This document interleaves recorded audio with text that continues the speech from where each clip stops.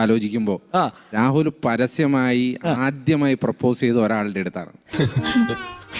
ചിന്താ ജെറോമിനെയാണ് ആദ്യമായി രാഹുൽ പരസ്യമായി പ്രപ്പോസ് ചെയ്തത്. എന്നെ പരിചയപ്പെട്ടില്ല, ഞാൻ CV ചന്ദ്രൻ വളഞ്ഞ വഴി. Same to you. നിൽക്കൂ. ആദ്യമായി പ്രപ്പോസ് ചെയ്ത രാഹുൽ അല്ല, എന്നെ പ്രപ്പോസ് ചെയ്ത പലല്ലോ. ട്രോളിന്റെ വലിയ വിക്ടിം ട്രോളൊന്നുമല്ല, രാഹുൽ സീരിയസ് ആയിരുന്നു.